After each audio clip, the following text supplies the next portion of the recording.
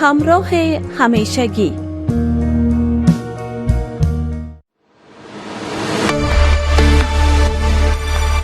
برای پخش اعلانات تجارتی به این شماره با ما به تماس شوید. +1 905 418 207. موج، صدای از افغانستان در تپش رسانه‌های جهان.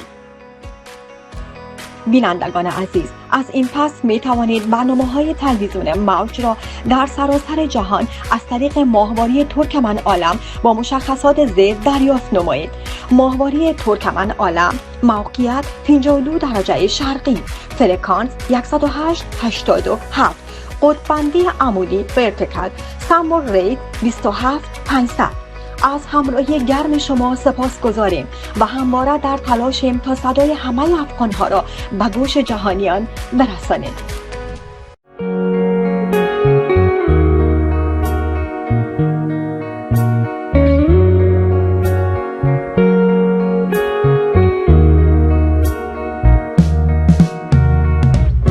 موج، همراه همیشگی.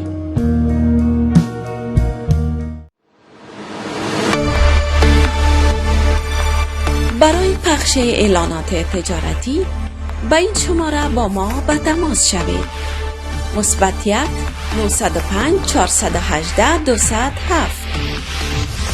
موج اوس په سټلایټ کې د نړۍ په هر ګوټ کې اوس مونږ کتلی شئ. بینندگان عزیز، از این پس می توانید برنامه‌های تلویزیون موج را در سراسر جهان از طریق ماهواره ترکمن عالم با مشخصات زیر دریافت نمایید. ماهواره ترکمن عالم، موقعیت 52 درجه شرقی، فرکانس 108.87، قطب‌بندی عمودی ورتیکال، سامبل ریت 27500. از همراهی گرم شما سپاسگزاریم و همواره در تلاشیم تا صدای همه افغان‌ها را به گوش جهانیان برسانید.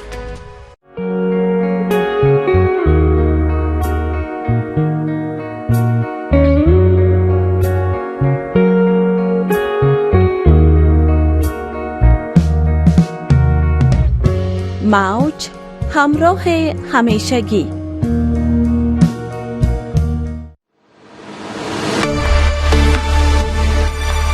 برای پخش اعلانات تجارتی به این شماره با ما به تماس شوید. +1 905 418 207. هموطنان نهایت گرامی و گرانهرج، احمد مرید هستم و خواستم که بهترین تبریکات صمیمانه خود به خاطر جهانی شدن تلویزیون موج خدمت کارکنای تلویزیون موج، بخصوص خدمت دانشیار صاحب گرامی و همه هموطنان عرض بکنم و از خداوند موفقیت ها و پیروزی های بیشتر با برنامه های متنوع و جالب تلویزیون از خداوند آرزو بکنم.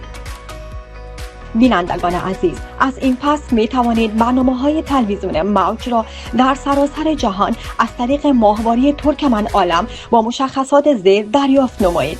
ماهواره ترکمن عالم، موقعیت 52 درجه شرقی، فرکانس 108.87، قطب‌بندی عمودی ورتیکال، سامبل ریت 27500. از همراهی گرم شما سپاسگزاریم و همواره در تلاشیم تا صدای همه افغان‌ها را به گوش جهانیان برسانیم.